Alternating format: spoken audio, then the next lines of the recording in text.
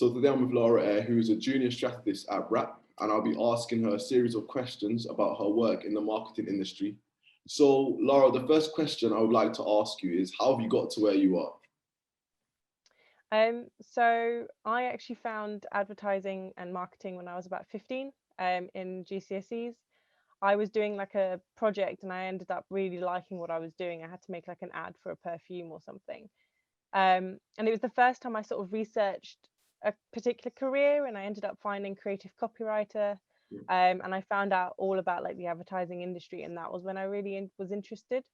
Um, After A levels, I wanted to sort of didn't want to go to university. I really wanted to just get straight into work, but at the time, there wasn't really any apprenticeships or internships in the industry, which was obviously quite gutting because obviously I just wanted to get started. But so I ended up taking part-time jobs.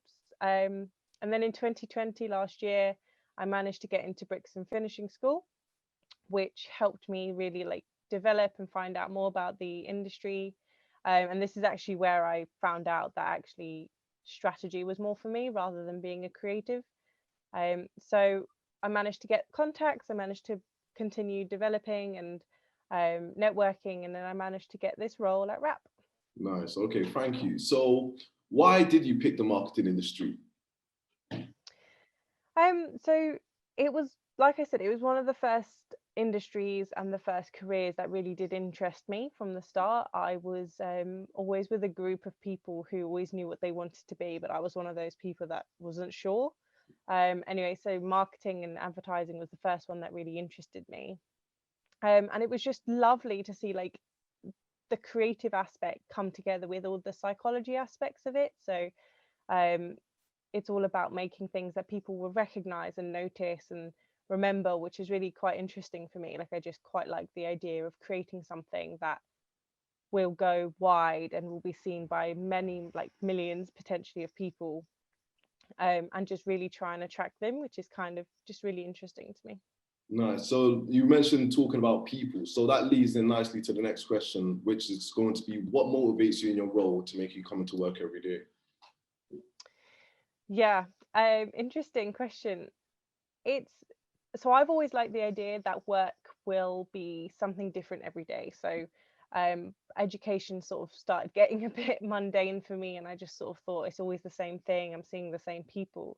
Um, but being a strategist actually means that I get to research and almost become not an expert, but I end up becoming super fluent in different areas and different topics every day. So I really like coming to work and just having something different to work on every week, um, getting to decide how I work on it a little bit. So um, obviously you don't just do the same thing every single day. You kind of research different ways, you use different tools.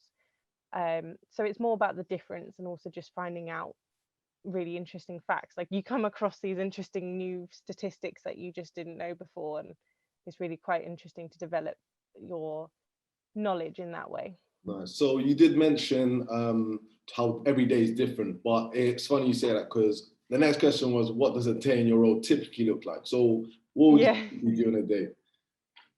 Yeah, so it's always hard to answer this question. Like whenever my parents ask me what strategists do, it's so hard to explain like in one line. Mm. um but I suppose one of the so in a typical day, I suppose, would be sometimes we have these team get-togethers in the morning, Yeah. which is quite nice. So it could be just sort of asking each other questions, or it could be something to do with learning a new skill, or it could be sharing something that someone else has worked on. So that's quite nice because you get to see other people around the whole agency and you get to find out what's going on around the agency. So that's around in the morning. And then I get started with whatever brief I'm already working on. So potentially I could be getting briefed by a client, and then I would take that on and start the research and start the insight mining. Or if I've already been briefed, I continue the research and I continue preparing for eventually the presentation to the client, where we would present back our ideas and hopefully they'll like it enough to push it further, and we'd be able to continue and take it over to creative. Creative's also a big part of strategy as well, which is what is really, really great, because you just get to work with creatives as well as being creative yourself. Okay, good. So I know your position's a junior strategist, and I want to ask you, what are your career aspirations? So what do you strive for? Yeah. um, I suppose I'm still slightly starting out. So I know that for a while, so obviously I've only been in this role for about 5 months, 5 to 6 months. Still feel quite new. But in terms of aspirations, I think up till now, it's definitely been just trying to get into the industry. And now that I'm here, I'm sort of beginning to learn a bit more. So I definitely want to learn how to develop my strategic voice, to take Yeah, on a brief by myself, be able to come up with the whole insight and the whole strategy, and just being able to be in front of the client, potentially like strategist senior or like manager or some form like later down the line, but I'm still sort of developing my own step by step at the moment.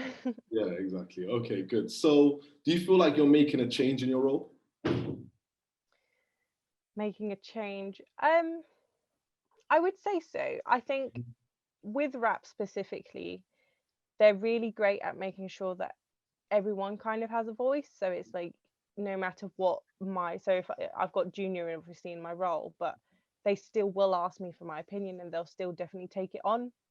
And occasionally if I jump onto other briefs or other clients with other strategists, they really do take my opinion into account. So I've been asked to jump onto quick briefs and just do some extra research, and whatever I come back with ends up going to the client, which is really just great. It's really nice to see that whatever I've come out with, I sort of see in the end product, Yeah. which is just quite rewarding. And I feel like I do make a change, but I think change is like quite a big word. Yeah, I understand. Yes, because like over time, of course, in a junior strategy, junior position, as you grow, you might feel like you're making much more of a change.